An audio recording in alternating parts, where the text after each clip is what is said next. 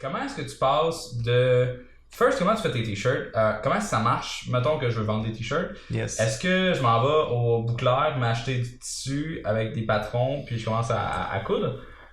C'est quoi l'étape numéro 1, puis dans le même au sein de notre entreprise, on a d'autres employés qui ont d'autres marques de linge parce qu'on le permet. Puis un peu, on le voit un peu, on l'a vu nous, puis on le voit là, c'est super facile. Là. À la base, en fait, tu vas pas coudre ton t-shirt jamais. La première étape, souvent, c'est d'acheter un basic chez Gildan, chez un revendeur quelconque. Là. Il y en a plusieurs. Il y a Next Level Apparel, que tu vas, dans le fond, t'achètes un chandail qui existe déjà.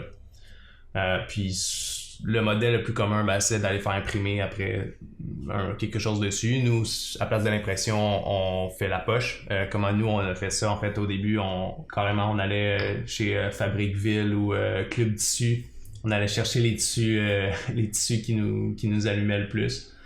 Puis ça a commencé, c'était la mère d'un ami du fondateur qui faisait les poches dans son salon. Donc elle faisait la couture là. Puis après ça, on a trouvé une couturière qui en faisait chez elle. Puis justement de fil en aiguille, on est rendu avec fil en aiguille.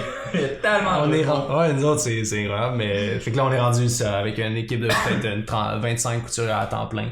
Okay. Mais c'est assez simple dans le sens que l'idée, il y a rien de compliqué à faire là-dedans, mais après ça, c'est de toujours s'améliorer, de faire une meilleure poche. Là, au début, on prenait des trucs chez Club Tissu, mais l'évolution qui venait après, si on veut des meilleures marges, une fois que tu as un certain volume, tu vas vouloir couper, tu vas pas vouloir aller nécessairement chez Gildan, tu vas peut-être vouloir aller faire tes chandails avec une usine sur Alibaba, aller chercher un manufacturier directement. Donc, nous, c'est ce qu'on a fait. Vers le milieu de la deuxième année, on a commencé à faire produire notre propre fit de chandail qu'on a développé en allant chez Simons. On a acheté un beau fit, on a dit on veut quelque chose qui ressemble à ça. On l'a envoyé au Guatemala, etc. Donc, sur des coûts, là, c'est l'étape numéro 2. L'étape numéro 3, peut-être de faire produire ici au Québec. Donc, c'est vraiment, tu peux commencer très low cost. Comment est-ce que tu peux avoir des coûts plus bas en faisant produire au Québec que dans un... Dans notre cas, pour ça, l'étape numéro 3, c'est pas nécessairement, ça va être plus au niveau de la complexité, parce que vu que nous, on fonctionne beaucoup, comme je t'ai dit, en juste à temps. Donc, tu commandes en ligne, puis on te produit ton chandail. Donc, pour nous, de faire des immenses commandes qui viennent de l'Amérique du Sud, c'est bien, mais c'est pas nécessairement peut-être le plus simple pour nous. On va peut-être payer un montant équivalent, mais on va survivre sur des coûts de transport, on va se gagner en niveau flexibilité. On va se rapprocher peut-être de nos valeurs aussi. Mm-hmm. Donc, je dirais que ce projet-là n'est pas nécessairement pour sauver des coûts, mais pour simplifier nos opérations. Mm-hmm. Mais dans le fond, entre acheter un chandail Gildan puis acheter toi-même chez un fournisseur, là, il y a quand même une bonne drop de coûts. Mm-hmm. Mais ce qui est cool avec en mode, c'est que tu peux commencer avec rien. Là. Au début, là, chaque chandail qu'on vendait finançait les deux autres d'après. Donc, dès que tu faisais une vente, tu pouvais en racheter.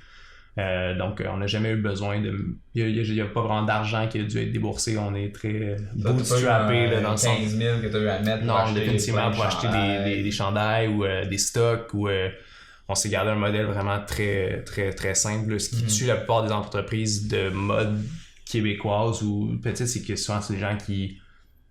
Ils se font produire 200 chandails avec un modèle, puis ça leur coûte, je sais pas, une couple de 1000, puis finalement, ils les vendent jamais. Ou ils sont pas flexibles. Parce que c'est un gamble. À chaque fois que c'est un gamble, tu fais un modèle, il marche pas. Versus nous, au début, on achetait comme presque à l'unité, là, ou presque pour tester le marché, pour juste commencer à vendre plutôt que de planifier des poches, planifier des modèles. Je pense que pendant des mois, puis finalement, d'en acheter 500, puis là, tu te rends compte que finalement, il n'y a personne qui veut des poches avec des paresseux sur un Segway, donc ça aurait pu, on n'a pas eu ce risque-là dans le sens qu'on avait... Les gens choisissent ce qu'ils veulent, puis c'est un film au foire. Et voilà.